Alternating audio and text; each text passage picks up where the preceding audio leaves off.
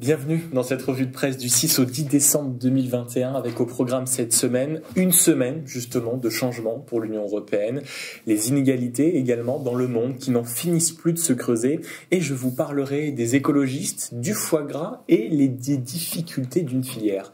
Cette semaine, l'Union européenne se prépare à changer. L'Allemagne d'abord voit l'ère Angela Merkel s'achever pour laisser place à Olaf Scholz, le chancelier rassurant, certifie le portrait que lui accorde Le Monde ce mercredi 8 décembre. Ancien militant d'extrême gauche dans ses jeunes années, membre du Bundestag entre 1998 et 2011, Olaf Scholz devient maire de Hambourg avant de devenir ministre du Travail entre 2007 et 2009, puis ministre des Finances auprès d'Angela Merkel. Cette nouveauté bouscule Paris, titre La Croix en ce milieu de semaine. Sur de nombreux sujets, la nouvelle équipe entend se départir de la prudence d'Angela Merkel, explique Jérôme Chapuis dans son édito. Explicitement fédéraliste, vigoureusement écologiste, beaucoup de choix sont éloignés, sinon opposés à ceux d'Emmanuel Macron. Et c'est justement ce retour à une Europe allemande que craint Philippe Gély dans Le Figaro de ce mercredi. Au jeu des rapports de force, une Allemagne plus européenne mène à une Europe plus allemande. Il faut donc rester lucide devant le miroir aux alouettes. Tant qu'elle restera à la traîne économiquement, la France ne sera que la petite roue du tandem, écrit-il. C'est au contraire une fenêtre de tir parfaite pour Jean-Dominique Merchet dans l'Opinion ce jeudi.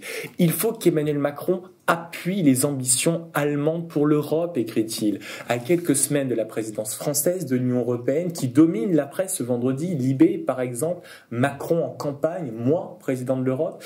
Il serait regrettable pour le président français dont le discours pro-européen à la Sorbonne en 2017 qui est resté lettre morte, que le même scénario se reproduise mais à l'envers, c'est-à-dire une réponse française qui ne serait pas à la hauteur des propositions allemandes, explique le journaliste. Mais à trop miser sur cette coopération allemande et cette présidence française de l'Union européenne aux enjeux majeurs, SMIC européen, régulation des GAFA, taxe carbone aux frontières, autonomie stratégique pour l'industrie, le chef de l'État risque de devoir assumer une présidence européenne qui, même efficace dans les détails, fera pchit aux yeux de l'opinion française, prédit Guillaume Tabar dans le Figaro de ce 9 décembre.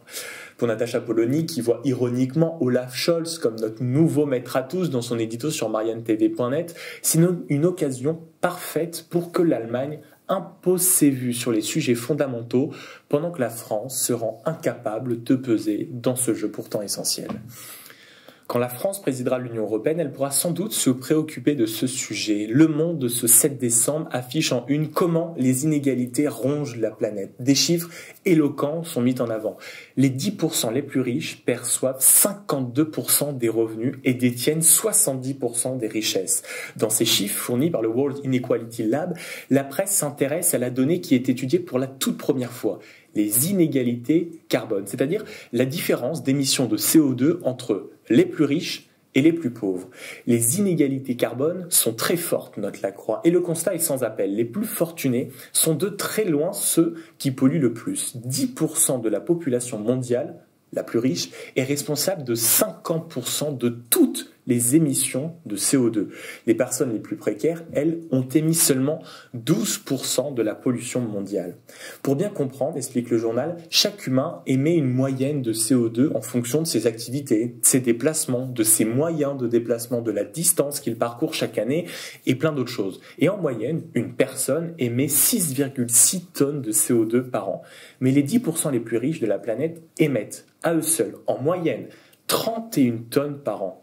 C'est plus chez nos amis américains, avec en moyenne 73 tonnes de CO2 émis par les Américains les plus riches. Chez nos amis chinois, c'est 39 tonnes de CO2 émis par les Chinois les plus riches. Sur cette donnée-là, l'humanité constate qu'en plus, ce sont les plus pauvres qui subissent le plus violemment les conséquences du réchauffement climatique et les décisions prises pour tenter de l'enrayer. Une autre donnée que relève ce rapport concerne le patrimoine. L'humanité sonne l'alarme. Dans le monde, les ultra-riches creusent l'écart, les très riches font main basse sur le patrimoine. Les 10% les plus riches possèdent 76% du patrimoine mondial, alors que les 50% les plus précaires en sont quasiment dépourvus de patrimoine immobilier. Seulement 2% en ont taxé. Ces 40 dernières années, explique le journal communiste, la part du patrimoine détenu par les acteurs publics est proche de zéro. voire négative dans les pays riches, ce qui signifie que la totalité de la richesse se trouve aux mains du privé.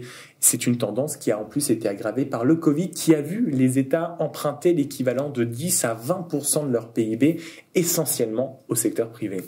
Dans ce grand concentré de richesse, il est important de retenir ce chiffre que l'on trouve dans Libération en guise de conclusion. En 1995, les 0,01% des plus riches détenaient 7% du patrimoine mondial. Aujourd'hui, ce chiffre est de 11%.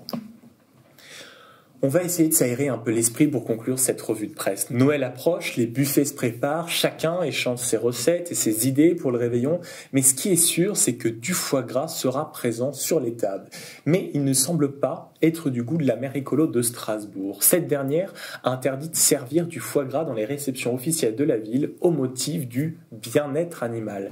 La maire écolo semble donc faire totalement allégeance à la PETA, qui est une ONG américaine qui promeut le véganisme. Perico Légas, chroniqueur gastronomie et savoir-vivre de Marianne, dénonce sur le site des anathèmes dogmatiques lancés sans nuance contre ce mets de fête. La filière du foie gras a été très critiquée ces dernières années après la diffusion notamment de nombreuses vidéos montrant l'enfer des élevages industriels. Mais il faut faire la distinction entre les grands groupes industriels et les petits producteurs qui prennent soin d'élever leurs palmipèdes dans des conditions décentes pour obtenir un foie gras digne de ce nom.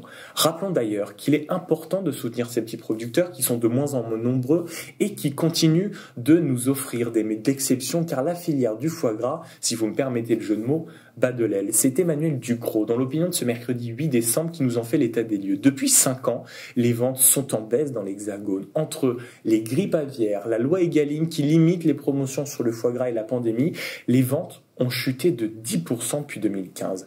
Mais rassurons-nous de voir que les Strasbourgeois, visiblement, agissent à contre-courant de la mairie, puisque au marché de Noël, les stands qui en vendent n'ont jamais autant travaillé que cette année. Et ça nous fait plaisir. Alors pour Noël, si vous aimez le foie gras, allez en acheter. Oui, mais du foie gras artisanal et local.